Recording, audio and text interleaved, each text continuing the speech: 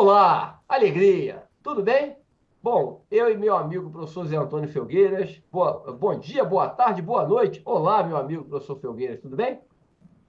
Tudo bem, meu irmão? Estamos aqui aí É isso para aí. resolver algumas questões da Transpetro aqui, vou passar para os nossos amigos, nossos alunos e para Isso. todos que queiram aí desfrutar um pouquinho desse conhecimento. Isso, vamos fazer um bate-papo aqui, gente. Vamos resolver 12 questões para vocês, tá? Da prova da Transpetro. 6 questões de contabilidade geral e societária, principalmente societária, né? Com o professor Felgueiras. E eu vou resolver questões de tributária aqui também, 6, no total de 12. Foram 50 questões objetivas de contabilidade. Então, vamos resolver quase um quarto das questões, 24%, na verdade, 12 das 50. Vamos fazer uma organização da seguinte forma: professor Felgueiras, pela relevância, pelo peso, pela importância das questões, começa resolvendo, ele vai resolver duas, eu resolvo duas, volto a resolver mais duas, de duas em duas a gente vai fechar as 6. Já começa com o meu amigo professor Felgueiras aí, já colocando aí o arquivo dele e ele vai resolver as duas primeiras aí. Nos ajude, tá, gente, antes de começar a resolver as questões, divulgando esse vídeo para os colegas de vocês, logicamente que vocês. E ó, tem um vídeo lá, a gente vai colocar também nos grupos que a gente participa, nas redes sociais, mas é importante você também nos ajudar na divulgação. Vamos lá, alegria. Ok, meu irmão, então vamos começar aqui, né? Não pela relevância, né? Talvez aí a gente fique aqui pelas mais fáceis, porque o grau de complexidade está na parte tributária, mas a gente vai em frente aqui, vamos tocando, né? Já adiantando para vocês que nós observamos, até conversamos um pouco aqui sobre a prova da Transpetro, e não foi uma prova muito teórica, né? Que a gente tem que saber detalhes, né? Porque o examinador, como ele não trouxe muita prática dos CPCs, aqui no caso da societária, né? Depois o Paulo vai falar da parte tributária. Então ele trouxe ali detalhes, então é uma palavrinha que a gente tem que estar atento e o que eu costumo dizer, né? A gente sabe, né? Para a gente que estuda, a gente sabe tudo da contabilidade. Tem que ver os detalhes ali para que a gente não seja pego, né? Pelo examinador. Ele é nosso inimigo, ele está ali para tentar fazer com que a gente não acerte a questão, né? E aí a gente precisa trabalhar esses pontos aqui. Deixa eu projetar aqui para vocês rapidamente, para a gente. Eu só tem que me habilitar aí. Dá uma habilitada aí, que acho que está desabilitado aqui. Eu esqueci porque a gente que abriu aqui acabou Você quer. não habilitando. Um minuto só. Um minuto só aqui que eu já faço isso. Ih, cara, Rocha. Pronto. Acho que já tá liberado. Beleza. Vendo? A gente combina tantas coisas que esquece de fazer o. Deixa eu só achar aqui a questão. E vocês vão ver enquanto o Zé vai abrindo aí o arquivo, né? Vocês vão ver como, nas questões societárias também, eu percebi pelas questões, pelo que eu conversei com o Felgueiras ali, é, isso é um perigo, né? Como as bancas, eu não estou fazendo julgamento, né, do colega, da colega que preparou a prova, dos colegas que prepararam a prova, mas como você vê que tem coisa que se fala, pô, não tá uma prova moderna, né? Você vê que não tem domínio, assim, do tema com intensidade, pelo menos desses temas que a gente vai tratar aqui. O Filgueiras vai começar mostrando a parte tributária. Vamos lá. Depois a gente fala da Está tributária. tá visualizando? Uma apostila aí? Tudo Muito bem? bem, tá muito bem. A visualização para mim tá ótima aqui. Vai ficar mais ainda, ficar melhor ainda. Sempre Então, bom. aqui nós selecionamos aqui, né? Eu selecionei 6 questões, e o Pegas também, para a gente trabalhar um pouquinho aqui essas questões. O que a gente observou aqui? O foco nos CPCs, né? Na maior parte das questões societárias. Então, a gente tem que estar atento a isso, né? CPCs são temas ali áridos que a gente precisa conhecer, e o que a gente trata muito no nosso curso, né? Os pronunciamentos contábeis, para que vocês cheguem lá com bastante conforto para resolverem as questões. A primeira questão que eu selecionei aqui foi uma questão sobre o CPC 25, né, de provisões, ativos e passivos contingentes, que a gente tem observado muito aí nas provas de concurso, seja da Fundação Carlos Chagas, seja da Sesgran Rio, seja da Sebrasp, aí questões relacionadas ao CPC 25. A gente precisa conhecer um pouquinho, não é difícil o tema, né? Ele tem os detalhes, mas a gente consegue aí absorver bem esse processo. Então vamos lá ver aqui, detalhar o que eles colocaram aqui para a gente ver. Eu sempre gosto de destacar nas questões os pontos que eu entendo como relevante para que fique bem fixado aqui para a gente acertar a questão. Né? Então, aqui ele coloca que uma companhia opera em um mercado fortemente impactado pela variação cambial. Então, já destaco aqui em amarelo. Então, veja, essa empresa aqui, ela trabalha com moeda estrangeira. Tá? Em decorrência da expectativa de flutuações cambiais, com potencial impacto negativo, ele já está mostrando aqui que vai ter perda, né? A administração admite a ocorrência de perdas operacionais futuras. Olha que detalhe importante aqui, né, pessoal? Ele está falando de perdas futuras. Aqui vale destacar que quando a gente está falando de provisão, a provisão é um passivo, tá?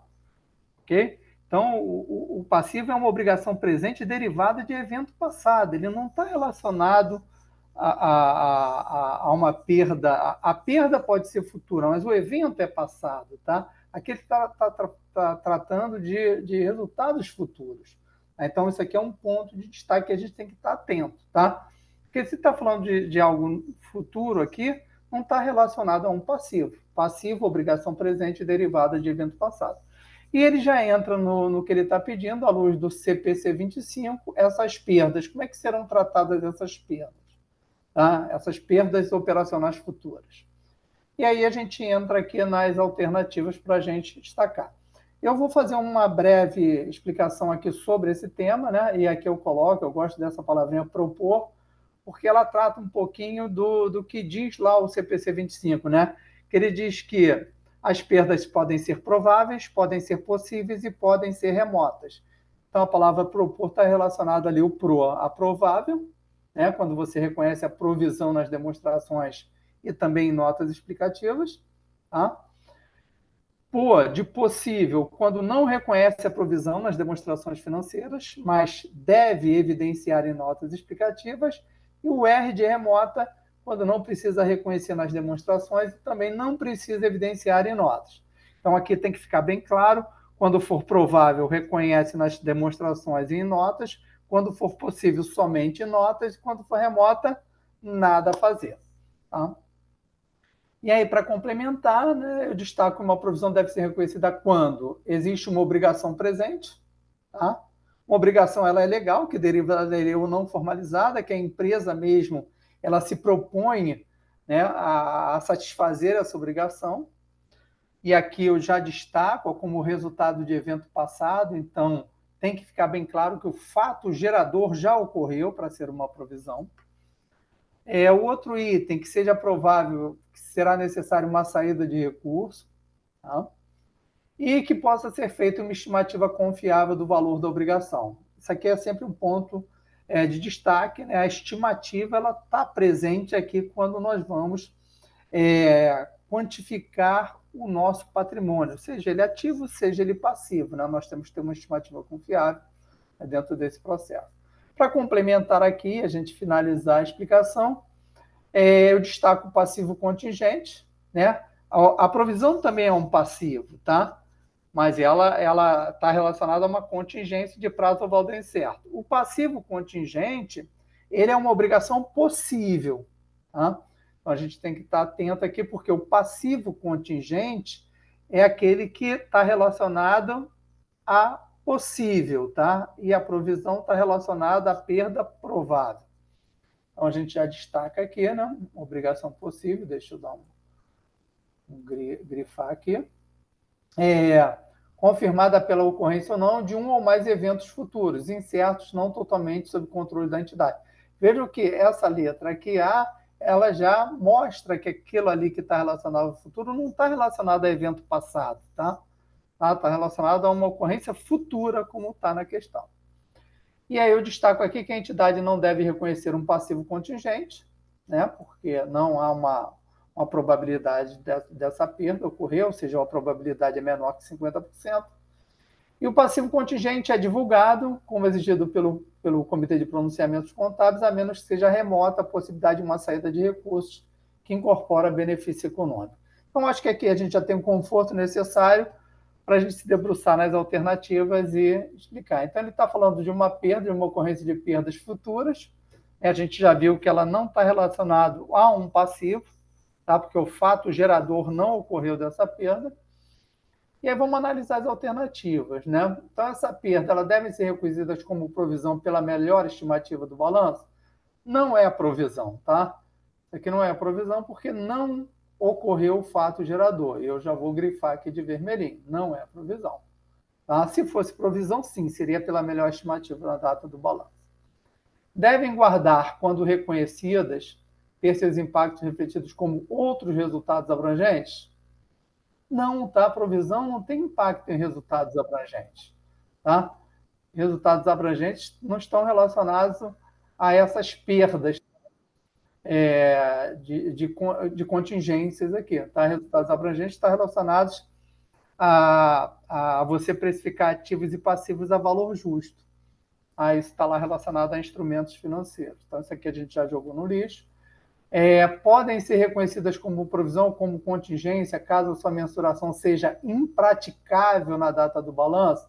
Se for impraticável, não tem como reconhecer como provisão, tá, pessoal? Nem como contingência.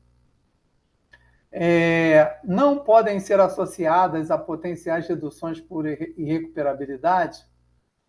Elas podem sim, tá? Esse não aqui está errado, tá? E a letra E, que é o que restou aqui, né? E a gente já explicou, elas não satisfazem a definição de passivo nem aos critérios gerais de reconhecimento, porque são perdas operacionais futuras, fato gerador não ocorreu. Beleza, então aqui a gente destaca, vou destacar em verdinho aqui, a alternativa correta, que é a letra E, tá, pessoal?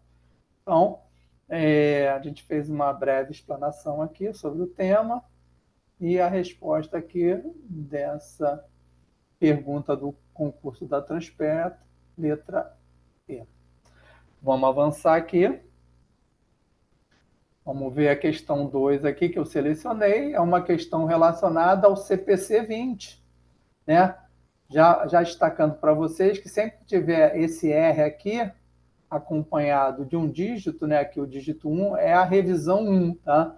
Nós temos pronunciamentos já estão na revisão 3, tá? O CPC 20 ainda na revisão 1, que trata de custos de empréstimos. Então, vamos lá ver o que o examinador colocou, também uma questão teórica. A companhia aprovou um plano de desenvolvimento e expansão de suas atividades há 5 anos, destacando aqui, e vem empreendendo esforços para conduzir esse plano até o presente momento. Então, aqui ele está contextualizando. No contexto dessa expansão planejada, a companhia contraiu empréstimos, que em grande parte foi capitalizada à luz das disposições do CPC 20. A gente sabe que o CPC 20 é um pronunciamento que trata efetivamente de custos de empréstimos. Tá? Então, o objetivo dele é fazer o quê? Quando você está tratando de empréstimos para você produzir ativos qualificáveis, né, o que são ativos qualificáveis? São aqueles ativos que levam um longo tempo para ficar pronto, seja para uso, seja para venda. Os juros que você tem do recurso que você foi buscar para produzir, eles poderão ser capitalizados no ativo, tá? Então, ou seja, capitalizados no bem. E aí o examinador destaca aqui uma das possibilidades de suspensão da capitalização, tá? Olha que interessante aqui, né? Porque a capitalização ela tem início, tá? Ela pode ter a suspensão e ela pode cessar, tá? Aqui ele trouxe a possibilidade da suspensão. Atribuíveis a um ativo qualificável ocorre quando, né? Então, deixa eu destacar aqui. Então, quando ocorre essa suspensão da capitalização. O que ele quer dizer com suspensão da capitalização? Quando você vai deixar de reconhecer os juros, né, no ativo. Tá? E, obviamente, se você não vai reconhecer ele no ativo, você vai reconhecer no resultado como despesa financeira. Então, vamos lá ver. Vamos dar uma explicação aqui sobre o tema, rapidamente, para que a gente possa estar preparado para responder. Então, como eu já falei, o custo de empréstimo são juros e outros custos que derivem diretamente. Você pode ter um empréstimo em moeda estrangeira, tá? Então pode ter variação cambial. que a entidade ocorre em conexão com o empréstimo desses recursos, né, para produzir um ativo qualificável. O ativo qualificável, é importante a gente dar a definição, é um ativo que necessariamente demanda um período substancial, substancial tratado pelo pronunciamento, mas que a gente é bom deixar claro que ele leva um longo tempo para ficar pronto. Podemos dar alguns exemplos aqui, uma aeronave, né? um navio, uma hidrelétrica, uma obra pública, né? Como uma obra de metrô, uma obra de uma rodovia, tudo que leva um tempo longo para ficar pronto.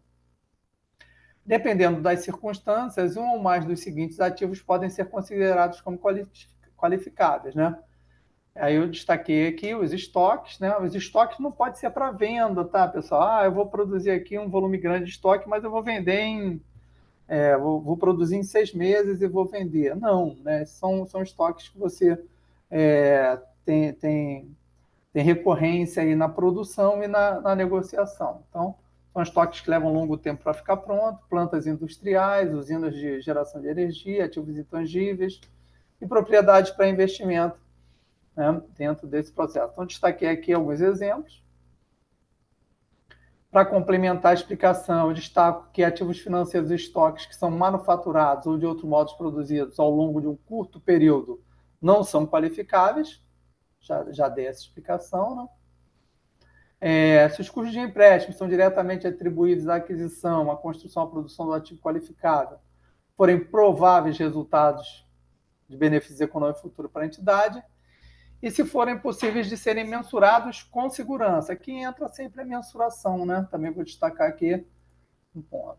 Então, eles deverão ser capitalizados como parte do custo do ativo. Isso aqui é muito relevante, também destacando aqui para vocês. E aí entra um pouco no processo de início da capitalização, suspensão e a cessação da capitalização. Então, o que eu expliquei aqui? Se existirem interrupções durante extensos períodos das atividades de desenvolvimento do ativo qualificável, salvo que essas interrupções sejam normais, tá?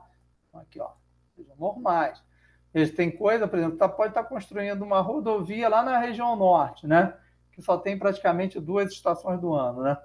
Que a gente destaca como chuva, ou está chovendo ou está sol, né? Não tem outra coisa. Então, lá é normal você paralisar, cessar. Então, quando for normal, tá? Você continua capitalizando isso, tá? Então, a entidade... Então, quando ocorre uma interrupção por um extenso período de tempo, a entidade deve suspender a capitalização do custo do empréstimo, a não ser que ela seja uma interrupção normal, tá? Que não dependa efetivamente dele. Aqui é bom até dar um exemplo, né? Teve uma greve dos funcionários que estavam construindo uma hidrelétrica. A greve não é uma interrupção normal, tá, pessoal? Tá? Então, se ocorre uma greve, né, que está ali, a empresa tem condição de fazer com que não ocorra. Então, nesse caso da greve, você suspende, tá, a capitalização do custo, porque não é normal. Quando todas as atividades necessárias para preparar o ativo qualificável para seu uso ou venda, tá, pretendidos estiverem completas, a entidade deve cessar. Então, a gente explica aqui, né? Ela deve iniciar quando você começa a produzir o ativo qualificável, ela deve ser suspensa quando ocorre por extensos períodos a atividade de desenvolvimento do ativo, e elas devem cessar quando o ativo estiver pronto para uso, né, na empresa que está produzindo ou para negociar esse ativo qualificável.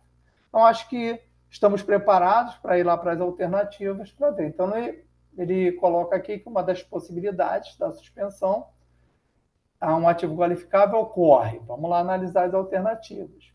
Quando os ativos forem adquiridos para uso imediato nas atividades operacionais, pessoal? Não, né? Porque não tem. Vou botar aqui vermelhinho. Isso aqui não é motivo para suspensão.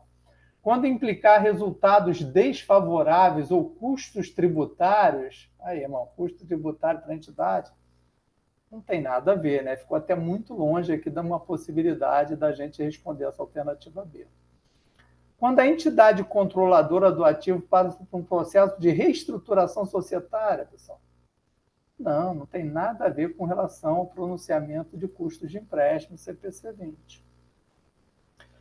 D. Durante os períodos extensos, a atividade de desenvolvimento do ativo qualificável forem suspensas, tá? Ele deu a resposta que ele falou de suspensão, ele falou de períodos extensos. O examinador foi muito mal aqui, né? Para a gente, tá ótimo, né? A gente mata a questão aqui, tá? Mas ele não foi bem aqui nas alternativas. Em períodos nos quais a entidade apresentar prejuízos operacionais, pessoal, viajou aqui, né? Diretamente associados ao ativo qualificado. E nada a ver. Não fala nada disso, tá, pessoal? Então, aqui a letra D é a nossa resposta, né?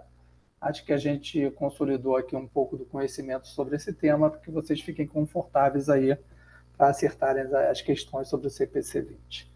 É isso, meu irmão. Eu te passo a bola aí para que você siga aí com a parte tributária.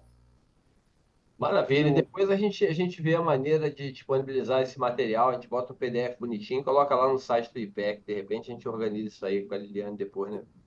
Perfeito, perfeito. Vamos lá. Bom, vamos lá. Deixa Deixa eu compartilhar aqui então. isso. Vou compartilhar aqui o Transpetro aqui. Bom, tá vendo aí? Tá tudo certinho o tamanho? Tô vendo, irmão. Pode ficar um pouquinho maior, se quiser. Pode aumentar um pouquinho, então, um Pode aumentar um zoomzinho dele. pouquinho? Que tela Tá grande, eu bom. fico com medo de aumentar mais. Mas tá certinho. Aumenta a tua tela, aumenta a tua tela. Isso. Pode até aumentar mais, que ficou ótimo agora. Tá bom. Bom, vamos lá. Eu até vou fazer, Zé, a gente combinou, acho que fazer 2-2, né? Acho que eu vou fazer o inverso. Eu vou deixar você abrir e você fechar. Você faz dois, Tá eu bom. faço três. Não, você faz dois, eu faço três, porque as minhas estão muito fáceis. E aí eu faço três, tu faz duas de novo, eu faço três, a gente faz as duas para fechar. Acho que é mais fácil, porque é muito rápido Irmão, aqui. só para complementar, estão muito fáceis para você, né? Não para quem está aqui Não, assistindo o nosso vídeo. Vamos mas lá. eu vou tomar o cuidado aqui de sempre me preocupar com isso. Bom, vamos lá, Perfeito. gente. Aqui, primeiro que só tem uma coisa, né? Quem está estudando para o BNDES, tome só um pouco de cuidado com provas de empresas do grupo Petrobras, né? Especificamente no campo tributário e até no campo societário mesmo, porque muitas vezes pode ter um direcionamento mais específico para o setor, que o BNDES não vai ter essa preocupação. No campo tributário, isso é uma típica questão que pode se cobrar na Transpetro e dificilmente uma questão dessa vai ser cobrada no BNDES, tá? Depois a gente conversa sobre isso lá no preparatório do BNDES. Mas aqui, questão 1, uma questão grande, complexa, assim, lendo o enunciado, sem ler as respostas, né? A legislação de preços de transferência, o transfer pricing, foi recentemente alterada, é verdade. A Lei 14.596 ou 9396, é 14.596, ela alterou em 2023, no final de 22 para 2023, as regras de preço de transferência do Brasil. Modernizou, na verdade, né? Ele só não botou o número da lei aqui para aproximar do modelo utilizado dos países da OCDE, né? O Brasil está tentando entrar da Organização para a Cooperação e Desenvolvimento Econômico, onde estão os 37, 38 países dos mais desenvolvidos do mundo. O Brasil está querendo entrar, não faz parte ainda. E aí a banca pergunta: a que se destina a regulação de preços de transferência? Gente, isso aqui é interessante, porque o Felgueiras é muito feliz quando ele fala: é fácil para você. Ele sempre me alertava isso, né? A gente, quando fez trabalho lá atrás, muitos anos atrás, sobre concurso, ele olhava as questões porque ele falava: não, isso não está fácil, isso está difícil. Quem não lida na área tributária pode ter dificuldade. Sim, mas o que eu quero refletir é o seguinte: qual é a principal preocupação do legislador tributário em relação a preço de transferência? Você tem uma empresa no Brasil e tem uma empresa fora do Brasil do mesmo grupo. Então, você realiza uma transação comercial entre essas empresas, né? Você pega um financiamento lá fora, ou faz um financiamento, ou empresta, ou vende uma mercadoria para uma subsidiária sua fora do Brasil, ou compra um insumo, uma matéria-prima de lá, um produto para revender de lá, um equipamento, uma máquina. Qual é a preocupação do legislador? Que o preço praticado entre partes interessadas seja passível de de confirmação com o mercado, né? Para não ter subvalorização ou supervalorização do preço, né? Sobrepreço ou preço muito baixo. Quer dizer, o preço muito alto ou muito baixo. Por quê? Para não ter benefício tributário, né? Você quer ter menos lucro no Brasil, você faz uma compra muito mais cara, porque a tributação no outro país é menor. Então, você quer deixar a tributação lá no outro país e menor aqui, porque aqui a alíquota é muito alta. Então, o legislador se organiza nesse sentido e fala assim: essas regras têm que ter aproximação com o mercado. E a preocupação principal aí não é o tributo sobre o consumo, né? O IVA, que o Brasil está tentando implantar, e os países da OCDE têm já a sua utilização. É a tributação sobre a renda, especificamente imposto de renda e CSLL. Pronto, eu acho que a questão já está resolvida com essa explicação. Por quê? A banca, quando você vê uma questão dessa, né, Zé, você pode falar assim: nossa, a banca pegou uma questão super elaborada, pegou nada, pegou nada. Pegou um textinho aqui, depois botou o quê? Ó? A resposta já está clássica. O único ponto que fala sobre imposto de renda e CSLL é a letra C. Já vou direto nela, porque a gente vai matar as outras. Como é que eu resolveria a C? Fazendo aquilo que a gente sempre fala em relação, mesmo quando você não domina um tema, né? Você fala, peraí, isso não tem nada a ver com ICMS. Não tem nada a ver com ICMS. Preço de transferência é uma regra federal. Regra federal. O ICMS é o imposto estadual. Não, você não vai criar uma regra federal para regular a cobrança de um imposto estadual. Então, não é a letra A. Aqui, botar um vermelhinho aqui. Vermelhinho aqui eu acho que sai eu acho que não sai, não. Então, o ICMS é estadual. Você pega a letra D, o ISS, aumentar a arrecadação do ISS. ISS é municipal. Uma lei federal não vai mexer no imposto municipal, tá? Aí você fala assim: mas ainda tem a B e a E. A E são tributos federais, mas são tributos relacionados à receita. E a banca ainda tentou pegar aqui a gente pelo pé, né? Botando assim, ó, PIS, COFINS, né? PIS, COFINS e crédito de carbono. Pô, crédito de carbono? Não, não tem nada a ver com crédito de carbono. Então aqui também não pode ser a letra E, porque ela está se referindo especificamente a PIS e COFINS. Então, ISS, ICMS, PIS e COFINS. Ele trata dos tributos sobre o consumo aqui, que não é a preocupação do legislador em relação a preço de transferência, né? É você ter menos lucro e pagar menos imposto de renda. Ele quer que você não é pagar mais imposto de renda, ele quer que você pague o imposto de renda justo, pelo resultado efetivo que a empresa conseguir. E até porque, tá? Uma outra coisa importante para fixar aqui. Quando você fala de transação do Brasil com o exterior, não tem tributação sobre o consumo, né? Não tem COFINS, não tem PIS, não tem ICMS, não tem ISS nas vendas ao exterior e também não tem IPI. Então, não tem, não é para regular esses tributos que as regras de preço de transferência existem, tá? A única coisa que você poderia pensar um pouquinho era essa letra B, porque promover a regularização de crédito da União decorrente de débitos de empresas, de PJs e pessoas físicas, né?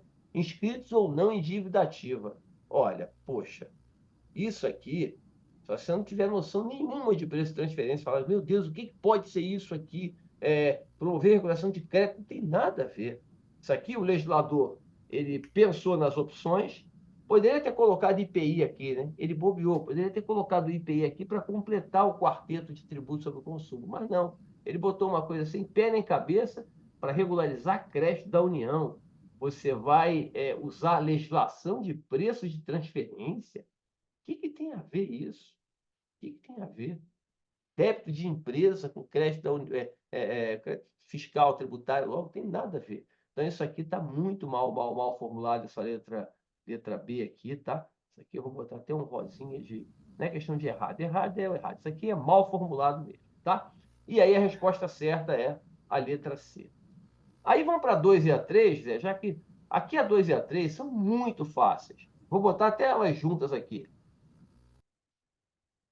E aquilo que a gente conversa, né? Você estuda, se prepara, Aí chega na prova, vê um negócio desse aqui e fala, não acredito que colocaram isso. É isso mesmo? É. Eu vim preparado para fazer uma prova de matemática. Estudei trigonometria, equação do segundo grau, polinômios, coisas mais complexas. Chego aqui, ele bota conta de somar. É isso mesmo? É. Qual é a alíquota vigente da CSLL aplicável às empresas em geral? Importante, né? As empresas em geral, em regra. Em regra, qual é a alíquota que se aplica? Primeiro, que é uma regra de memorização, né? Isso não é exigência de entendimento, de lógica, de domínio. Só para ajudá-los aqui, ó. 165 é a alíquota do PIS não cumulativo. 27,5 é a alíquota máxima do IRPF de 2% a 5%, né? De acordo com o serviço prestado e a localização do prestador. É a alíquota do ISS, tá? E dependerá do valor venal do imóvel, é a regra do IPTU, tá? A alíquota da CSLL é a letra B de bola, 9%. Lembrando que bancos e seguradoras têm uma alíquota majorada, pagam 15%. Então, é uma questão facílima. Essa é fácil mesmo, né, Zé? Essa aqui, mesmo que... Essa é típica do cara que não conhece o tema, né, irmão? Ele falou: deixa eu mandar uma alíquota aqui, porque eu não É conheço isso, nada disso, não quero complicar minha vida, né? é Tanto na isso mesmo. primeira como na segunda, né? Aqui, né? Na primeira, você vai por eliminação ali, você Não, está falando de transfer price, o cara bota ICMS, SS, você. a minha preocupação aqui foi essa. Eu falei, até errei na questão, que eu já botei direto a letra C. Era só para eu ter eliminado a D e a E, aí ficar entre a B e a C. Pô, entre a B e a C, não dá para ficar com a B. Sabe por quê? Você vê que a B tem uma explicação curta, sem pé nem cabeça. A C não. A C tem uma lógica, uma coerência construída.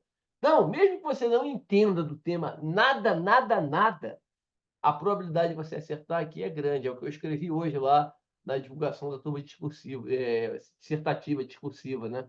Aqui, você não, você imagina, Filgueiras, duas pessoas. Não é meu caso, tá? Que eu não sou um profundo conhecedor do preço de transferência. Mas se eu fosse, eu e você vamos fazer essa prova como candidato. Eu domino o preço de transferência, estudei, estou por dentro, escrevi livro. Você não sabe nada de preço de transferência, mas tem uma noção geral, muito vaga. Eu e você acertamos a questão. A nossa pontuação foi exatamente igual. Exatamente igual. Por quê? É múltipla escolha. Aqui, meu amigo, não adianta. Você dominou o jogo, criou 25 chances de gol, mas só fez um gol, ganhou de 1-0. O outro jogo, o outro adversário pegou esse mesmo time, jogou mal, fechadinho, mas pegou uma bola, chutou, o goleiro falhou, ganhou o jogo do mesmo jeito, com o mesmo placar, fez a mesma pontuação que você. É esse o problema das questões de múltipla escolha, mas não tem jeito, é assim a regra. Vamos lá, vamos para 3 aqui, já que eu vou fazer 3, porque você vai ver que a 3 está tão fácil quanto. Olha só, são contribuintes e, portanto, estão sujeitos ao pagamento do IRPJ. Olha só que questão simples demais para fazer. As empresas e as pessoas físicas áreas equiparadas, né, as pessoas físicas que trabalham com atividade empresarial, domiciliadas no país, elas devem apurar o IRPJ com base no lucro, sim, que pode ser, poxa, real apenas? Você sabe que ele é só real, né? Arbitrado ou real apenas? Você fala, não, eu sei que tem mais um. Deixa eu acabar de ler. Arbitrado ou presumido apenas? Ah, ele já me deu outro, ó. Real, arbitrado e presumido. Os três já estão aqui. Só que não tem nenhuma das primeiras três aqui com os três juntos, né? Aí, presumido ou real apenas? Não, é a letra E. Lucro real, que é o resultado completo, a contabilidade plena.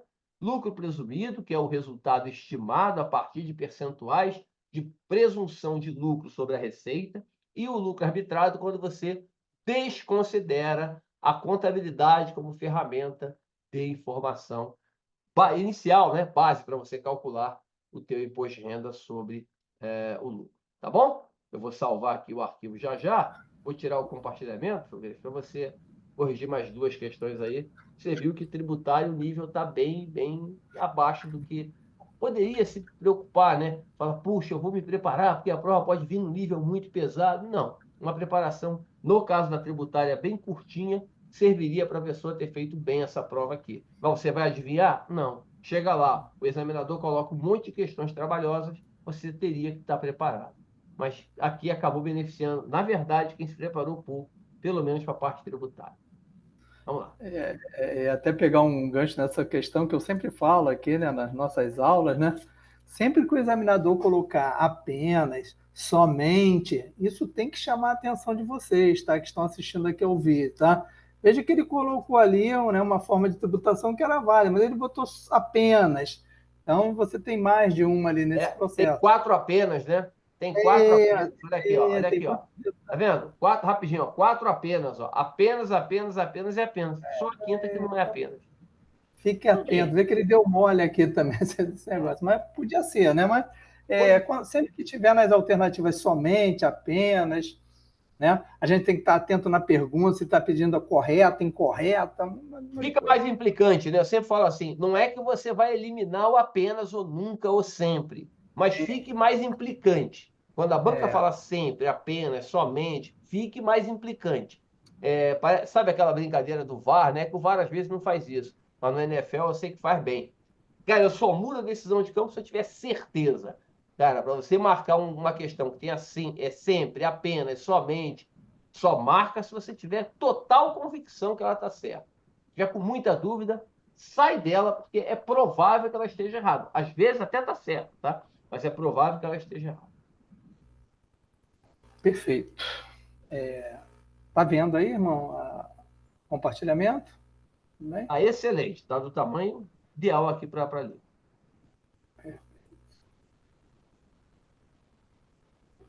Beleza. Então vamos lá. Agora, mais uma questão de pronunciamento contábil, né? Falando aqui do nosso pronunciamento CPC 03, recorrente aí nos concursos, né? Sobre fluxo de caixa, né, pessoal? Então, aqui ele faz uma contextualização breve, né? As informações sobre o fluxo de caixa são úteis para avaliação da capacidade da entidade gerar caixa equivalente à caixa. Enche um pouquinho de linguiça aqui, possibilitando que os usuários desenvolvam modelos para avaliação e comparação do valor presente do fluxo de caixa futuro. Beleza. E aí ele vai para a pergunta, no CPC 3, fica estabelecido que os fluxos de caixa excluem, tá? Aqui, ó, tem até que maiúsculo aqui, ó, excluem. O que que os fluxos de caixa excluem, tá? Vamos fazer uma breve explicação aqui sobre o CPC 3, né? Principalmente aqui sobre caixa equivalentes a caixa, né? Caixa fica mais tranquilo da gente entender, né? Que é espécie de depósitos bancários, a gente destaca como caixa, e os equivalentes à caixa a gente tem como destacar em três palavrinhas, né? Tem que ser de curto prazo, né? Tem que ter liquidez e o risco de alteração de valor tem que ser insignificante, tem que ser muito pequeno. Então, essas são as características de um equivalente à caixa, tá? Ela tem que ter essas 3 características: ser de curto prazo, tem que ter liquidez e o risco pequeno de alteração do seu valor. Eu sempre dou um exemplo, né? Aqui, legal, por exemplo, uma ação da Petrobras, né? É considerado um equivalente à caixa? A gente pode aplicar as características, né? A ação eu posso negociar no curto prazo? Posso. Né? Ela tem liquidez, a ação da Petrobras tem, mas ela tem um risco insignificante de alteração do valor? Não. Então, um investimento em renda variável não pode ser considerado o equivalente à caixa. Só para ficar aqui registrado. Tá? Temos 3 fluxos de atividade na DFC, né? Atividades operacionais, né? que derivam das atividades relacionadas à atividade fim da empresa, né? As atividades de investimento, que são referentes à aquisição e à venda de ativos de longo prazo, né? Ativos não circulantes, mobilizado, intangível, investimentos, propriamente dito. E as atividades de financiamento, né? Com as origens de recursos, né? Ou seja, elas podem derivar de sócios, de acionistas, podem derivar de terceiros, né? De financiadores. Então, esses são os fluxos de caixa. E aqui o detalhe, né? Veja bem, quando a gente está falando de fluxo de caixa, tem que ficar bem claro para a gente que eu já sei, e é muito fácil saber qual foi a variação do caixa equivalentes à caixa, né? Basta eu pegar o saldo no início e o saldo no fim. O difícil é saber o quê? A variação dos grupos que não são caixa, tá? E isso tem que ter o quê? Isso tem que ter um fechamento, né? Então, se eu tinha lá um caixa de 1.000 e passei a ter 3.000, eu tive uma variação positiva de 2 no caixa, que tem que ser igual à variação positiva de 2 nos grupos não caixa, dentro das atividades operacionais de investimento e de financiamento. E aqui eu destaquei, né, lá no pronunciamento, ele diz que os fluxos de caixa excluem movimentos entre contas caixa ou equivalente a caixa. Por que excluem, pessoal? Porque quando você faz movimentos entre caixa e equivalentes a caixa, eles não alteram em nada o caixa. Se você tira dinheiro do banco e bota numa aplicação financeira de curto prazo, de liquidez imediata, que tem risco insignificante de valor, de alteração do valor, você continua sendo o quê? Caixa e equivalentes da caixa. Tá? Então, acho que a gente está preparado aqui para a resposta. Ele disse que fica estabelecido que o fluxo de caixa exclui transações entre partes relacionadas. Não, né? As transações entre partes relacionadas, elas incluem, elas fazem parte aí, né? Dos fluxos de caixa. Transação decorrente de financiamentos não contratuais, não importa, né? Financiamento ele pode ser contratual, pode ser um financiamento não contratual também, que serão incluídos aqui dentro dos fluxos de caixa. Receitas e despesas com reflexo em outros resultados abrangentes, pessoal, ficam excluídos? Não. Tá? Receitas e despesas com reflexo em outros resultados abrangentes também, né? Eu tenho aí, ó, caixa, né? Impacto de caixa com não caixa, tá? Movimentos entre itens que constituem caixa ou equivalentes a caixa. Beleza, os fluxos de caixa excluem movimentos entre itens que constituem caixa ou equivalentes a caixa. Desembolsos com origem em recursos de subvenções governamentais. Beleza, teve desembolso, impactou, teve consumo de caixa, então impacta o fluxo de caixa. Então, resposta aqui, letra D de dado, né? Como a gente sabe, letra D de dados. Se não soubesse, fosse chutar, era D de Deus, né, pessoal? Tem que ter fé aí, mas aqui a gente sabe. Então, a gente vai responder a alternativa correta. Então, a aplicação financeira entraria aqui, né? Um resgate, né? Entraria aí, deixaria de ser. Não seria considerado. Sim, você pode ter uma aplicação financeira que não seja de curto prazo, né? E aí ela teria impacto de caixa. Não, mas se for de curto prazo, ela não entra, né? Você resgata, ela na verdade continua sendo caixa, só trocou de lugar. Né? Beleza. Ela sai de equivalente de caixa aqui e vai para a caixa propriamente dito, né? Espécie lá. Caixa. Perfeito, exatamente. Beleza, então vejam aqui mais uma questão de um pronunciamento recorrente de concurso CPC 03. Vamos lá para 4. Uma questão com uma leitura difícil, né? Pô, você fica aqui lendo um monte de coisa para uma resposta até para a gente que conhece aqui o tema, né? Que é de consolidação. Resposta até fácil, né? Fazendo uma analogia com a questão de tributário, isso aqui talvez fosse lá a alíquota da CLL, né? Mas vamos lá, que o cara criou aqui um monte de coisa. Então a companhia W1 ainda botou W1. O cara assustou, né? Assustou no texto, né? Tem gente que nem leu, falou, vou deixar isso aqui por último, isso deve ser muito difícil. Tá, então, aqui ele contextualizou a W1, adotou uma estratégia de aquisição de entidades. Beleza, contextualizou, não vou nem destacar. Uma das investidas da companhia W1, a CIA Z7, da qual contém 60% de ações com direito a voto.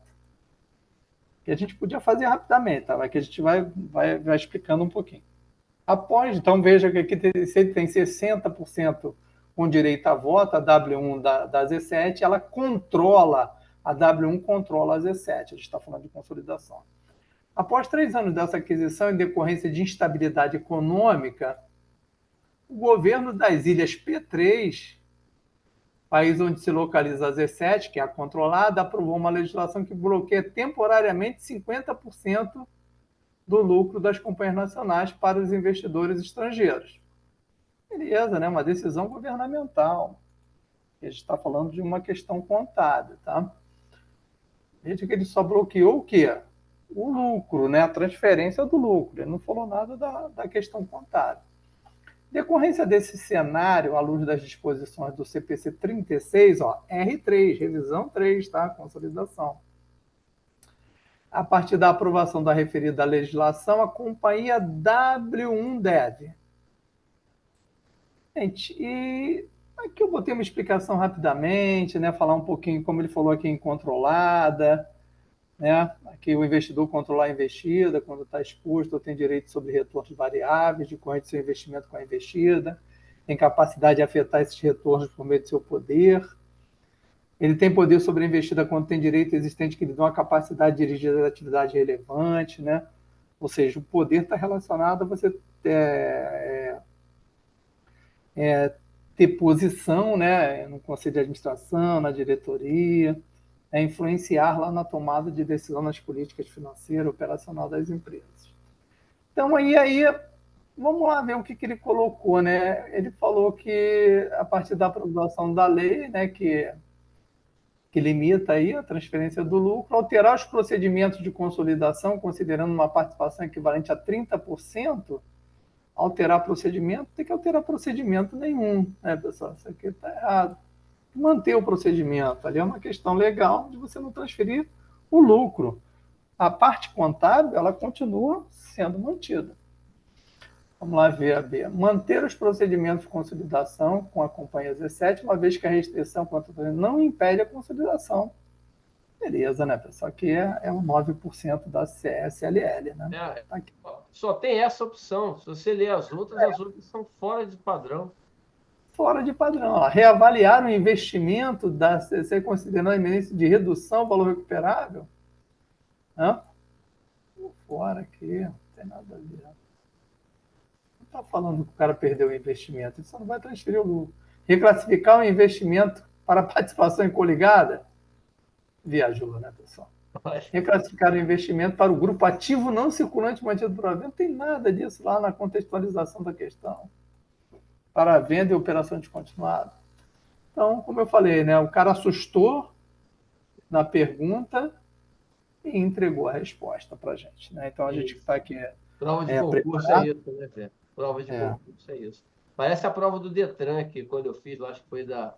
Teve uma vez que fizeram fazer uma prova para renovar a carteira de habilitação, uma prova escrita. Eu lembro que eu não estudei, não deu tempo de estudar, mas o cara falou: não, é só fazer com calma que não tem como não passar. Eu falei: é verdade. Tinha uma questão, agora não vou lembrar os detalhes, mas era assim: você está dirigindo e passa, encontra alguém na rua, você para prestar socorro e tal, ou esbarra em alguém, a pessoa cai. Aí tinha um monte de respostas ali, só tinha uma razoável, o resto eu não ia fazer, pô. Eu não vou, entendeu? Deixar a pessoa ali, carregar a pessoa de qualquer jeito. Quer dizer, é aquele negócio. Você não sabe, mas você sabe o que não é. Você pode até não saber aqui, mas você sabe que as 4 que o Zé botou de vermelho aqui sem ser AB, não tem como marcar essas aí. Então só sobra. E até aqui está bem fácil, né? Porque mantém, não tem por que mudar aqui. Não tem por que mudar. É um bloqueio, até porque além de ser um bloqueio tributário, de resultado financeiro, é temporário ainda, tem isso, né? Porque é temporário. Exato. Duas coisas para destacar o que você falou. Eu lembro dessa prova do Detran, que uma alternativa era se você atropelar o cara, você dar ré e passar de novo em cima. Eu falei, pô, essa aqui é brava. Isso é brincadeira. Você lembra dessa? Isso é brincadeira. Botar um negócio desse é querer que você, né? Já diminui. Não são 5 opções, são só 4, porque essa não tem como marcar. Isso. E a outra coisa que eu falo sempre aqui para os nossos alunos, né, no nosso curso, é que nós sabemos tudo que cai aqui. Se nós estudamos, nós sabemos tudo. Alguma coisa com muita profundidade e outra com menos, mas nós sabemos tudo. Então, esse é um tipo de questão que a gente consegue avaliar, consegue eliminar alternativas absurdas. Eu gosto de falar para os alunos aqui, joga no lixo isso, escreve lixo ali, porque mesmo que você chegue lá no final, tem que marcar o cartão com pressa, porque o tempo está acabando, o tempo nunca é o suficiente, o que você jogou no lixo, você nunca vai marcar como alternativa no cartão, cara. Tá? Então, eu queria destacar também isso que é bem legal. Não, maravilha. Vou interromper aqui, irmão, para você. Vamos lá para a gente voltar aqui e resolver mais 3 de tributária para a gente ir para a reta final aí e você fechar. Vamos lá, gente. Aqui vai ser rápido, tá, gente? Não é nem que quero ser rápido, não é porque eu não vou ficar enrolando. Não tem muito o que fazer aqui, infelizmente. Questão 4, se o tamanho está adequado, que era o mesmo tamanho que estava antes.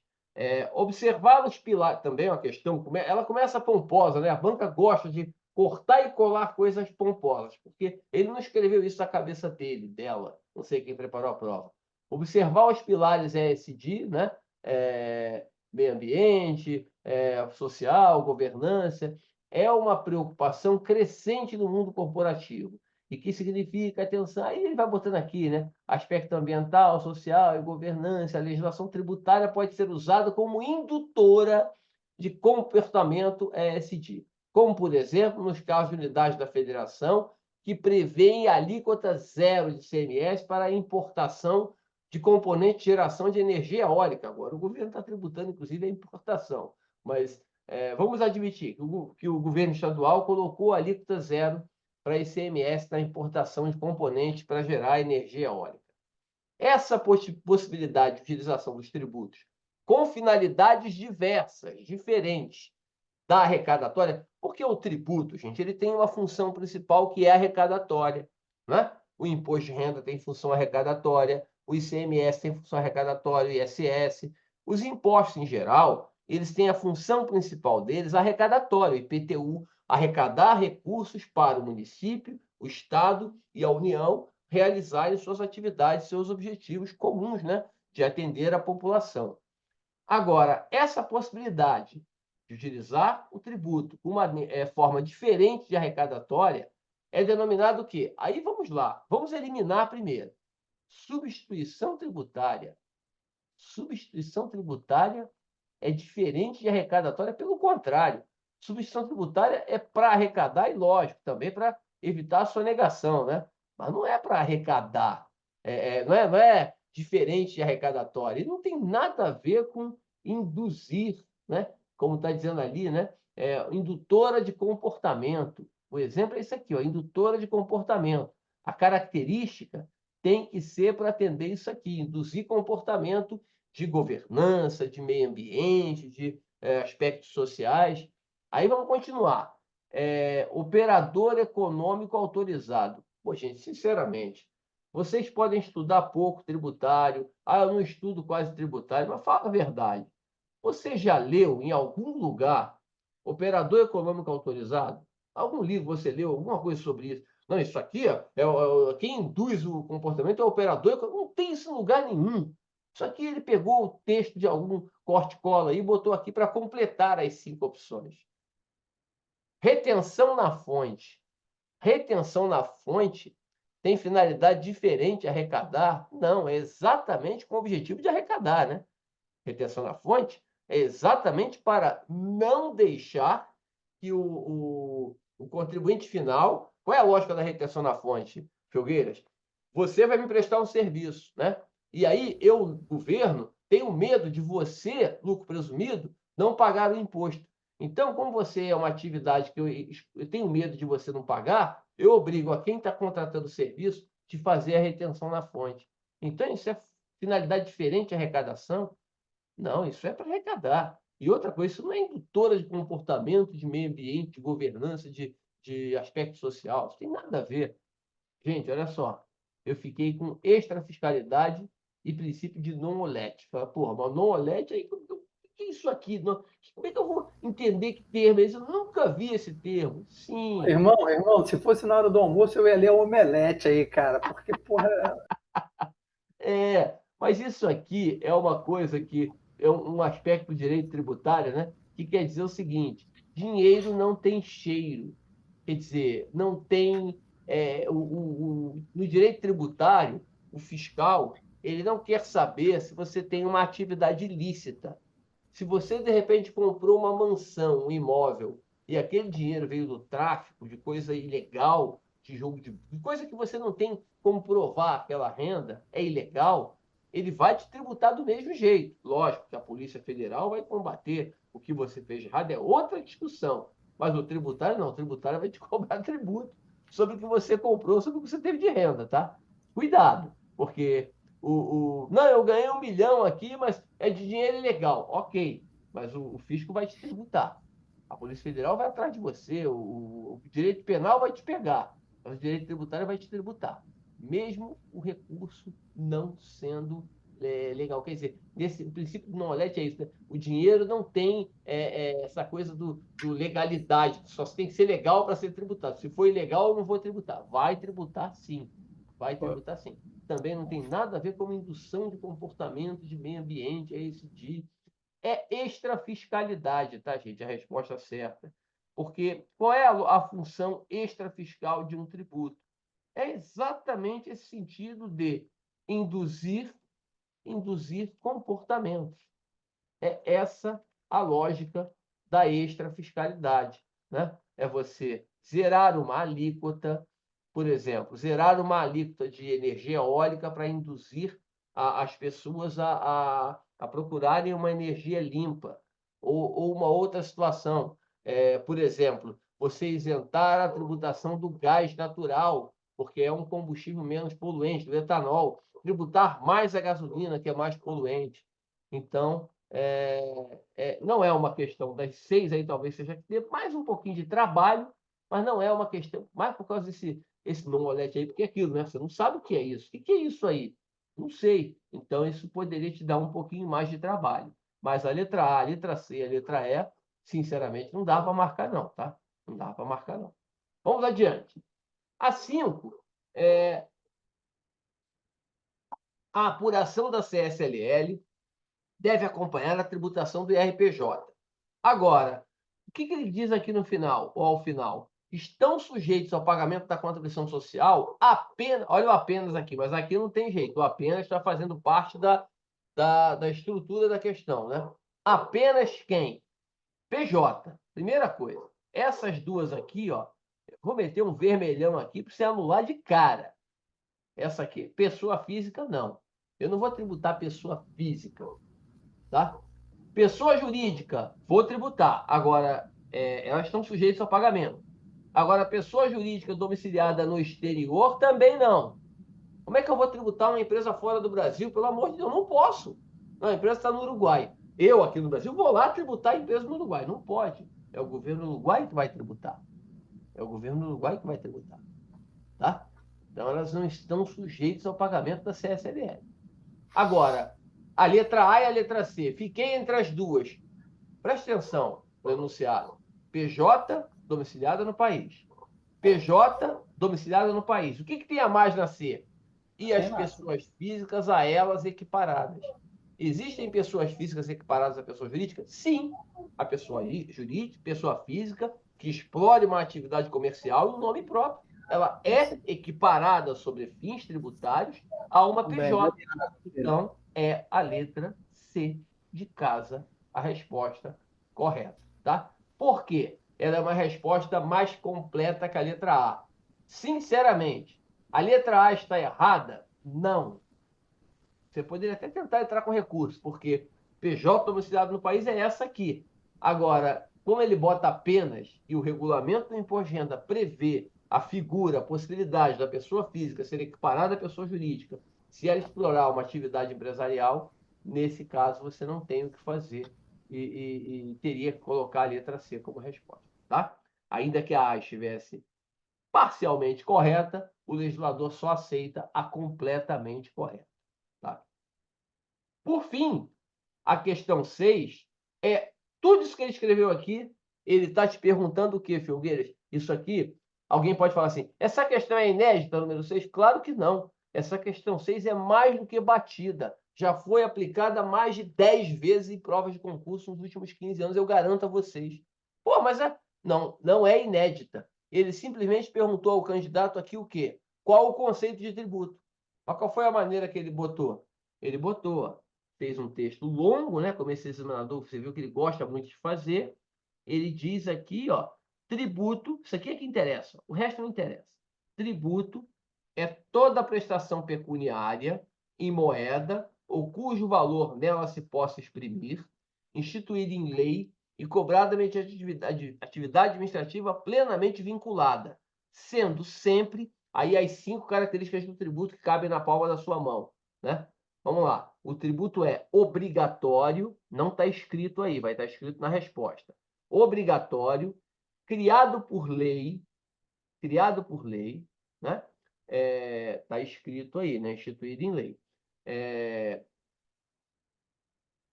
Tem que ser pago em real, em dinheiro, está escrito também aí, ó.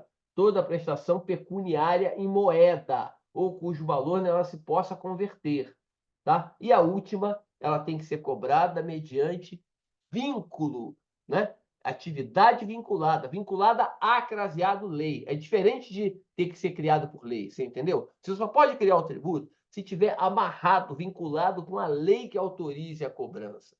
Não pode um fiscal do município, do estado, do governo federal, da Receita Federal, querer cobrar o tributo porque ele acha que tem que fazer justiça. Ele só pode exigir a cobrança se estiver definido em lei. Essa é a definição de tributo. Então, o tributo, aí embaixo ele completa, né?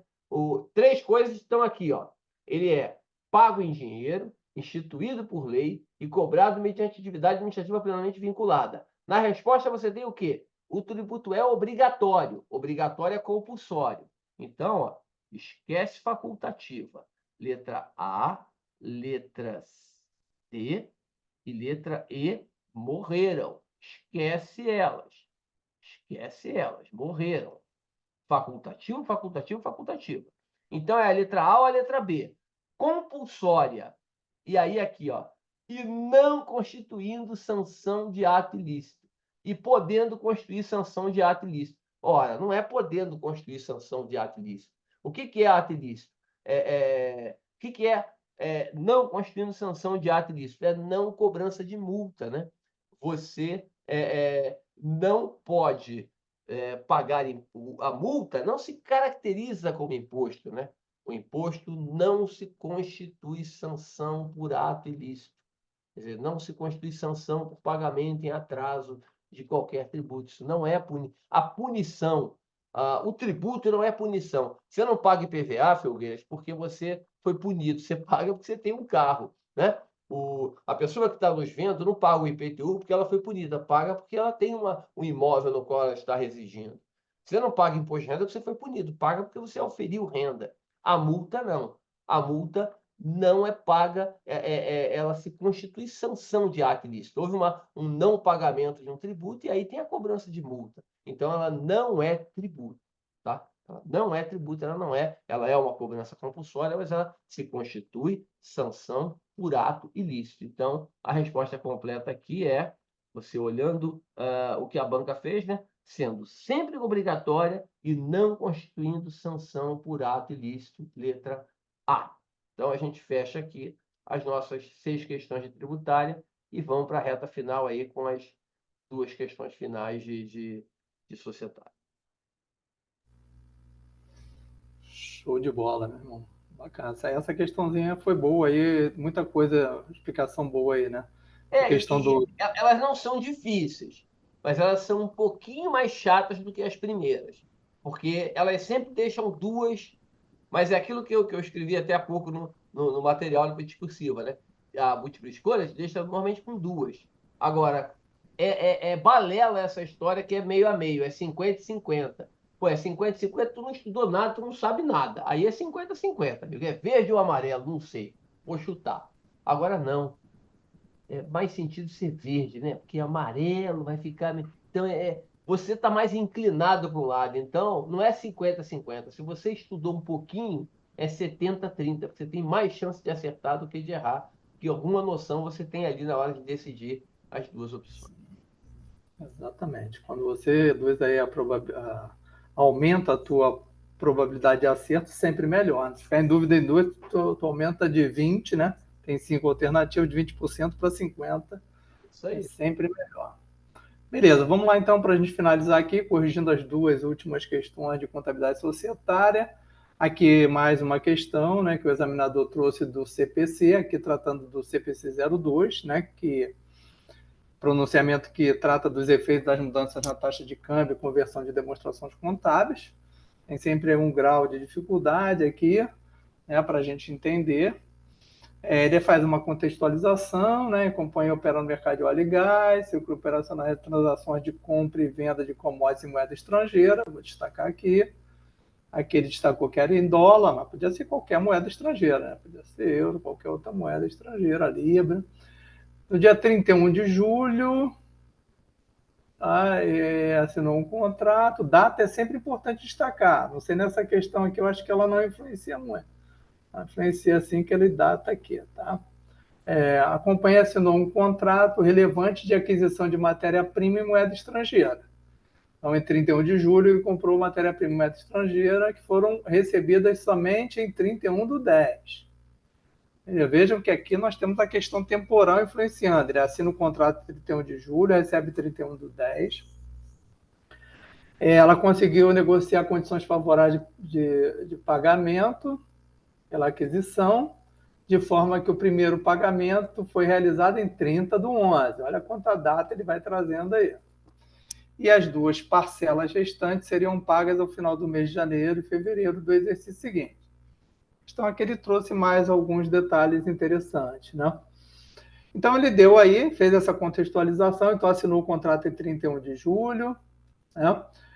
Recebeu em 31/10, como teve condição favorável, fez o primeiro pagamento em 30 de novembro e as duas parcelas a finais do mês de janeiro e fevereiro, lá aí já em X3, né? Ele pede aqui somente essas informações. Em 31/12, a companhia deverá demonstrar o saldo a pagar convertido, e aí ele traz as alternativas aqui, né? E aqui a gente tem que se debruçar um pouquinho, porque esse aqui é um tema árido, né? A gente não pode deixar de dar uma pequena explicação aqui nesses pontos, né? Primeiro, falar um pouquinho do objetivo, que é justamente orientar acerca de como incluir transações em moeda estrangeira e operações no exterior nas demonstrações contábeis. Já bem, eu estou falando de uma moeda estrangeira, que eu tenho que trazer ela para uma moeda funcional, né? Que aqui no Brasil seria o real. Por exemplo, se fosse um ambiente que a empresa opera. Então, eu posso ter uma dívida em dólar. Na hora de eu reportar o balanço, eu vou reportar em real. Então, e aí, como é que eu vou? Qual vai ser a taxa que eu vou utilizar? E converter essas demonstrações contábeis para moeda de apresentação. Okay? É que eu vou apresentar as demonstrações. E aí eu destaco aqui que uma transação moeda estrangeira deve ser reconhecida contabilmente no momento inicial pela moeda funcional. O que é a moeda funcional, né, pessoal? Aqui a gente tem que ter um destaque. A moeda funcional é a moeda do ambiente econômico principal que a empresa opera, tá? Posso ter uma empresa brasileira, mas que ela opera lá em Portugal, por exemplo. As atividades estão todas, a maior parte em Portugal, o ambiente econômico é Portugal. Então, a moeda funcional será euro, tá, pessoal? Então, a moeda funcional é o ambiente principal que a empresa opera, o que ela se financia, tá? Mediante a aplicação da taxa de câmbio à vista entre a moeda funcional e a moeda estrangeira, na data da transação, sobre o montante em moeda estrangeira. Então, aqui eu dou uma visão, né, de como se dá essa transação. E, obviamente, quando a gente pensa em demonstração contábil, né, que a gente tem que ter uma visão um pouco mais macro, né, que nós temos o patrimônio, né, refletido em ativos e passivos, e nós temos as contas de resultado. Tá? Nós temos também dentro, por exemplo, do balanço, ativos monetários e ativos não monetários, ou ativos financeiros e ativos e passivos monetários e ativos e passivos não monetários. Tá? E aí, o que é interessante, né, quando a gente fala num ativo ou num passivo monetário? Esses elementos patrimoniais, chamados de monetários ou financeiros, eles estão expostos à inflação. Tá? Então, a gente tem que estar atento, porque eles perdem valor. Tá? A gente já começa a ter uma visão da taxa. Então, qual é a taxa que eu vou utilizar nesse caso aqui?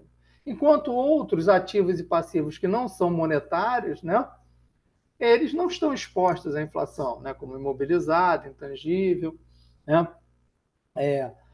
como pagamentos a fornecedores. Tá? Então, e aqui, ao término de cada período de repórter, que é justamente o que ele pede, né? Aqui, ó, ele pede em 31/12, período de repórter, tá? De fechamento. Então, a gente precisa saber isso aqui, né? Para a gente saber o que eu vou utilizar ali como base.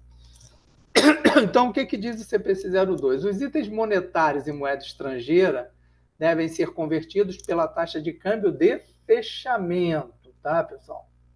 Então, se eu tenho ativos monetários, né, ativos e passivos monetários, eu tenho que fazer pela taxa de fechamento. Os itens não monetários, são meturados pelo custo histórico moeda estrangeira, devem ser convertidos tanto a taxa de câmbio vigente na data da transação. Veja aqui, então já estou dando uma dica espetacular aqui, ó. O que for monetário, câmbio de fechamento. O que for não monetário, data da transação. Beleza? E os itens não monetários mensurados pelo valor justo, tá? Destacar aqui, pelo valor justo, em moeda estrangeira, devem ser convertidos pela taxa de câmbio vigente na data em que o valor justo for apurado, tá? Então, é no momento da apuração do valor justo, eu vou utilizar a taxa de câmbio naquele momento, tá? Deixa eu destacar aqui. Beleza. Então, já tenho aqui, né, os pontos. Ah, Felgueiras, e as contas de resultado? As contas de resultado, elas podem ser pela data da transação, mas na maior parte das vezes, né, porque nós temos essa opção, nós usamos a taxa média, tá? Até porque nós temos muitas transações, né, que impactam o resultado, então a taxa média reflete bem esse processo, a não ser que tenha algo ali muito relevante no teu resultado que tenha ocorrido em determinado momento, ali só no final do ano, foi uma única operação que talvez você, para refletir melhor, use a taxa da data da transação, tá? Então, aqui eu acho que a gente já está bem preparado para responder aqui, né? Então, esse saldo a pagar dela, né? Essa obrigação que ela tem deverá ser convertido pela moeda de apresentação a valor justo? Vimos que não, né, pessoal? Tem nada a ver aqui com valor justo. Vou botar vermelhinho aqui para... Pela moeda funcional? Também não, né? Você não vai usar moeda funcional aqui para conversão, tá, pessoal? Moeda funcional é o ambiente que a empresa opera ali, né? A moeda do ambiente econômico que a empresa opera. Pela taxa de câmbio à vista? Vimos que não, tá? Vamos lá, ó, que taxa de câmbio à vista, tá? A gente não... Aqui, ó, só para os itens não monetários. Esses aqui são itens monetários, tá? Taxa de câmbio na data de transação? Também não, né, pessoal? Aqui, ó. A data de transação também não. Taxa de fechamento? Sim, né? Esse financiamento aqui, né? A transação de compra e venda de commodities e moeda estrangeira pela taxa de fechamento, tá, pessoal? Ativo, item monetário, beleza? Câmbio de fechamento. Ok? Então, aqui a gente tem uma boa explicação, né, sobre o CPC-02, que tem que estar no nosso radar aí, também é bastante recorrente em concurso. Beleza, fechamos aqui a 5. Vamos lá para fechar o nosso encontro de hoje com a questão 6, que também trata de um pronunciamento contábil, CPC 26, que trata de demonstrações contábeis, né? A apresentação das demonstrações contábeis aqui, e no caso da pergunta, ela está falando da DRA, Demonstração de Resultado Abrangente. Então, ele contextualiza aqui: a apresentação das demonstrações requer alinhamento conceitual com as normas aplicáveis para assegurar consistência e comparabilidade às informações. Beleza, vale a pena destacar isso aqui. No caso da DRE, do CPC 26, consta o quê, pessoal? Questãozinha aqui a gente podia responder direto, mas é bom a gente explicar um pouquinho o que é a DRA. É uma demonstração que foi incluída aí na convergência às normas internacionais, né? Está lá no CPC 06, é uma demonstração obrigatória aí para as companhias abertas, né? Então, a DRE explicita uma alteração no PL de uma entidade durante um determinado período decorrente de transações e outros eventos não originados dos sócios, tá, pessoal? Então, ela traz impacto no PL, mas de transações que não derivam dos sócios. Isso inclui todas as mudanças no patrimônio durante o período, exceto aquelas resultantes de investimento dos sócios e distribuição a esses, tá? A DRE apresenta receitas e despesas e outras mudanças que afetam o PL, mas que não são reconhecidas no resultado. Vale a pena destacar. Ela impacta lá o PL na conta de ajuste de avaliação patrimonial, a famosa AAP, que pode ter tanto saldo devedor como saldo credor, né? Isso deriva ali da variação desses ativos e passivos a valor justo. O mais comum Aqui é ter saldo credor, né? Mas ela pode ter devedor também, né? pode ter devedor, sim. Você pode ter, por exemplo, ganhos e perdas. Normalmente o ganho e perda de conversão ele traz sempre um saldo devedor ali, né? Ajuste de avaliação de ganhos e perdas na mensuração de ativos financeiros, né? Se o teu ativo financeiro estiver aí sofrendo perda. Não tem uma regra, não, mas o que a gente vê na maior parte dos balanços é um saldo credor, irmão, mas não tem uma regra, não. Vai depender muito do que você tem no teu patrimônio desse impacto. Então, eu trago aqui os itens, né, que estão dispostos lá, né, variação na reserva de avaliação quando permitida legalmente, não é o caso aqui do Brasil, né, você não pode mais a revalorização, ganhos e perdas atuárias em planos de pensão com benefício definido. Faz sentido isso aqui, pessoal, não ir para o resultado? Faz, né? Porque ganhos e perdas atuariais, elas vão se realizar no longo prazo. Então, você impacta o PL, não o resultado. Ganhos e perdas de conversão de demonstrações contábeis no exterior, né? Então, você, se tiver ganhos e perdas, você deve impactar o PL, efeito de taxa de câmbio. Ajuste de avaliação patrimonial relativo a ganhos e perdas na remensuração de ativos financeiros mensurados a valor justo, por meio de outros resultados abrangentes. E, para fechar aqui, o ajuste de avaliação patrimonial relativo à efetiva parcela de ganhos ou perdas de instrumentos de hedge. Instrumento de hedge é instrumento de proteção, né, seguro que você está fazendo, relacionado a um direito ou uma obrigação relacionada a uma moeda estrangeira. Instrumento de hedge em hedge de defluxo de caixa. Tá? E aí, para complementar, os resultados abrangentes não contemplam eventos derivados de transação com sócios na sua qualidade de proprietários da entidade que reporta, tá, pessoal? Então, acho que a gente tem aí já um conhecimento para ir para as alternativas, tá? E aqui ele deu também os moles para a gente jogar no lixo algumas coisas. Né? Ele botou aqui, ó. No caso da DRE, consta que o resultado operacional deve ser considerado no resultado abrangente somente se gerar impacto positivo, pessoal. Pô, viajou aqui, né? Impacto pode ser negativo, não tem porquê. Né? O resultado abrangente não contempla eventos derivados de transação com sócios na sua qualidade de proprietários da entidade que reporta. Beleza. Falamos disso. Né? Vamos lá ver as outras. Itens relativos à equivalência patrimonial não devem afetar a apuração dos outros resultados abrangentes, pessoal? E aí? Né?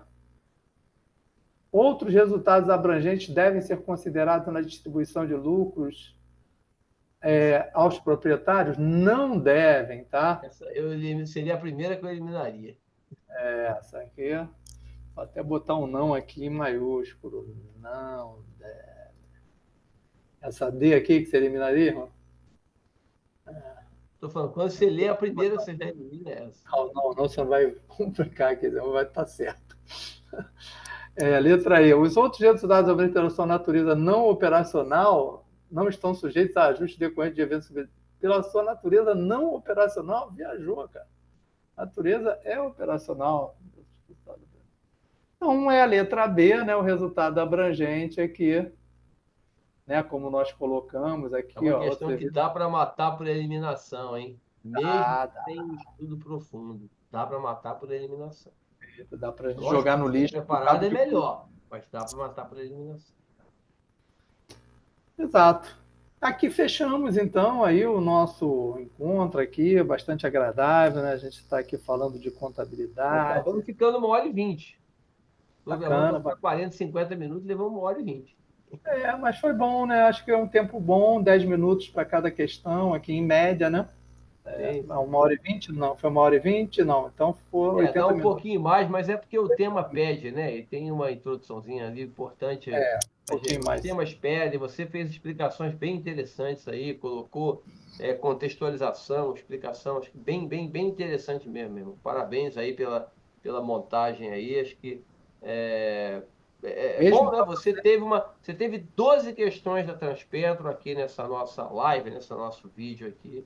Espero que a gente tenha conseguido, né, Zé, ajudar aí a preparação, seja da Petrobras, quem for estudar Petrobras, seja para o BNDES, seja para qualquer concurso que você venha a estudar, a seguir na sua busca aí pela aprovação. Tomara que consiga. é, é isso, né, irmão? O conhecimento, ele nunca é demais, né? Ele pode ser decisivo na sua classificação, na sua aprovação. Então, é isso. A gente buscar o conhecimento, aquilo que a gente vai lembrar lá na hora da prova, falar, pô, eu vi isso aqui, eu assisti lá o vídeo do Pegas, do Filgueira, pô, tenho certeza que é isso aqui, eu vou marcar Quando a isso gente aí. passou no concurso, né? Eu, você e tantas pessoas que passaram em concurso aí, a gente fala assim, não foi um momento, mas foram alguns momentos decisivos ali. Um livro que você leu a mais, mesmo numa hora cansada, você leu um trechinho ali que ajudou a fixar e depois caiu alguma coisa próximo. Algo que você releu, uma questão que você revisou. Ainda mais agora, né? Que eu não estou dizendo que antes você não tinha espaço para estudar, tinha condição de estudo, mas a gente vê que hoje você tem muito mais condição de estudar. O problema todo é conseguir adequar, organizar o tempo para fazer esse estudo da forma mais eficiente possível. É isso, né, mesmo? Hoje a tecnologia nos proporciona estar aqui, né? Ter uma aula gravada. Antigamente a aula era presencial, não era gravada. Hoje a gente tem muito recurso aí que favorece a todos aqui que estão assistindo o nosso vídeo aí. E sucesso, pessoal. Vamos em frente. É isso. Abraço, meu irmão. Boa noite, meu Alegria, irmão. gente. E ajuda aí, a gente divulga o vídeo e procura lá o site do IPEC. A gente continua com um trabalho, por enquanto, específico para o BNDES, né? Mas, eventualmente, a gente vai continuar fazendo alguns trabalhos em preparatórios, outros concursos aí. Fique atento lá no site do IPEC, nos acompanhe aqui no YouTube e lá também no canal. Alegria! Abraço! Abraço. Vamos em frente.